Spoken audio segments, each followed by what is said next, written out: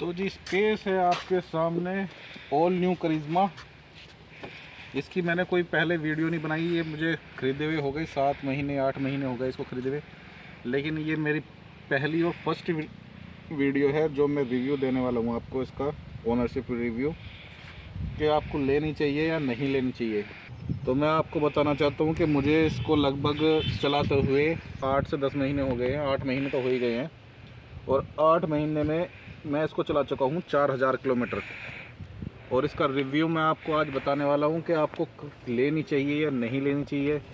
मेरे ख्याल से बहुत ज़्यादा पॉइंट हैं स्पेसिफिक की, जैसे कि अगर किसी बंदे को अपनी अपनी पसंद होती है, मतलब जैसे अगर चलानी है, किसी को स्पोर्ट्स बाइक पसंद है, किसी को ब्रांड नेम ही चाहिए कि करिश्मा ही लेनी है, या फिर किसी को रॉयल एनफील्ड ही लेनी है, वो अलग बात होती है। लेकिन अगर आप सोच रहे हैं कि इतने ही रुपयों में अगर कोई और बाइक ली जाए, तो मैं ऑनेस्टली बताऊं तो आपको सच में अवॉइड करनी चाहिए।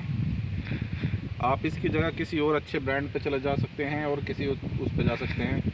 ब्रांड तो ये भी ठीक है, लेकिन जब इसकी कोई सर्विस नहीं है, कोई मैकेनिक नहीं है इनके पास, तो आपको लेनी नहीं चाहिए।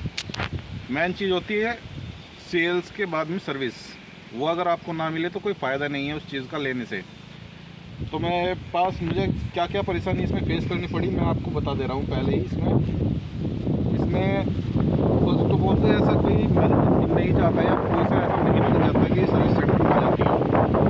इसमें कुछ ना कुछ हमेशा होता रहता है, कभी किसी चीज़ की प्रॉब्लम, कभी किसी चीज़ की प्रॉब्लम। और मेन चीज़ बनी है कि इसमें इंजन में साउंड, इसमें एक आवाज़ बन गई है। आवाज़ जब मैंने पहली सर्विस कराई थी, सर्विस कराने के तुरंत बाद एक इसमें आवाज़ आ गई थी, और वो आवाज़ मैं आपको सुनवा भी दूंगा। और वो आवाज़ लगभग मुझे मिली थी, जब आई थी वो आवाज़ आई थी लगभग 550 किलोमीटर पे, और आज 4000 किलोमीटर हो चुके हैं और वो आवाज़ इतनी बढ़ चुकी है। मैं इस चीज़ की कंप्लेन बार कितनी बार मैं एजेंसी जा लिया, लेकिन कोई एक्शन नहीं हुआ। कोई भी किसी चीज़ की कोई मतलब नहीं है। वो 4 घंटे 5 घंटे बैठा के रखे हैं, फिर राइड लेंगे, फिर घर भेज देते हैं ना जी, ये तो बिल्कुल सही है यार। ये है पहली बात तो ये है कि इनके पास में प्रीमियम बाइक बेच रहे हैं, प्रीमियम कह के हमको चेक दिए। और दूसरी बात ये है कि इसमें जो है इनके पास में मैकेनिक नहीं है। स्प्लेंडर पे लगा रहता है वो आदमी, 4 स्प्लेंडर की सर्विस करेगा, उसके बाद में आएगा और कहेगा जी ये तो ठीक है। 4 घंटे बाद में आपको ये मिलता है, 4 घंटे आप एजेंसी में बैठते हो सर्विस सेंटर पे, उसके बाद में कुछ नहीं, खाली वापस आ जाओगे। अभी मैंने जो है इसकी कंप्लेंट करी थी एरिया मैनेजर और टेरिटरी मैनेजर को, तब जाने के बाद में उनका फ़ोन आया और उन्होंने पहली बार इसका इंजन का कवर हटा के खोल के चेक किया। वरना कोई मतलब नहीं था 8-10 महीनों में उन्होंने कभी भी कोई चीज़ इसमें देखी हो या ना देखी हो, या इनसे ठीक भी होती हो। पहली बात तो ये मानने को तैयार नहीं होते, क्योंकि इनके पास मैकेनिक ही नहीं है, ट्रेनिंग ही नहीं ठीक है किसी की, तो क्या कह सकते हैं इस चीज़ के। तो मेरे मेल डालने के बाद में उन्होंने चेक की सर्विस सेंटर से, जब मैं इसको चेक कराया तो उन्होंने जब फिर मेरी उनसे बात हुई तो उन्होंने पूरा हेड बदलने की इसकी वो करी है कि पूरा हेड ही बदल देंगे। उनको समझ में नहीं आया कि इसमें क्या प्रॉब्लम है, तो पूरा हेड ही बदला जाएगा। अब आप समझ सकते हैं कि आपने 2.5-3 लाख रुपए लगा दिए, और लगाने के बाद में पहली बार में ही इसका 3000-4000 किलोमीटर पे इंजन खुल जाए, तो उस बंदे को कैसा महसूस होगा जिसने बाइक कितने अरमानों से सोच के ली कि भाई मैंने एक प्रीमियम बाइक खरीदी, स्पोर्ट बाइक खरीदी, और उसका 4000 किलोमीटर पे इंजन खुल रहा है। तो आप ये समझ लीजिए कि फिर भाई क्या सोचता होगा वो।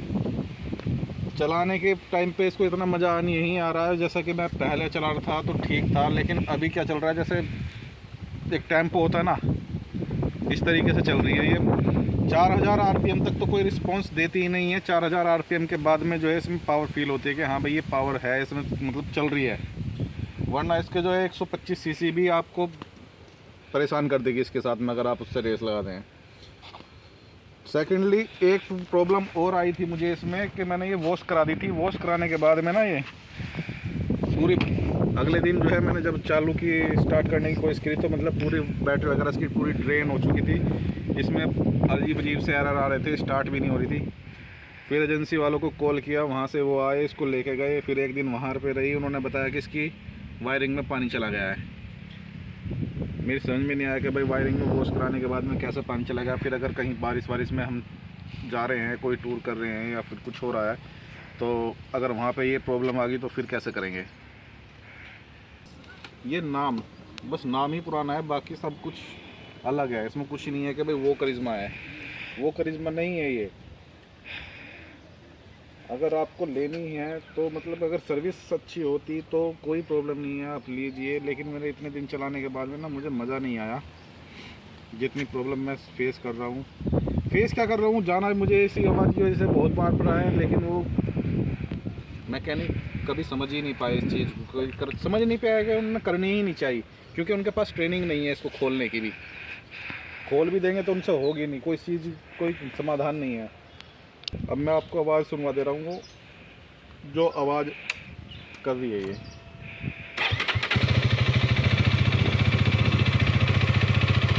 देखिए।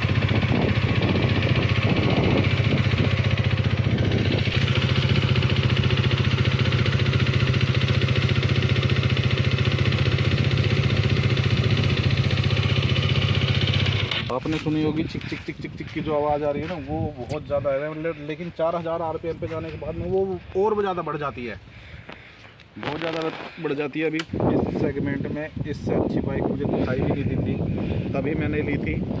लेकिन अब ये प्रॉब्लम जो आई है इसमें मेरी समझ में नहीं आया कि भाई इसको कैसे टैकल करूं, क्योंकि एजेंसी अगर पे कोई मैकेनिक अच्छा होता तो मैं अब तक इसको करा लेता।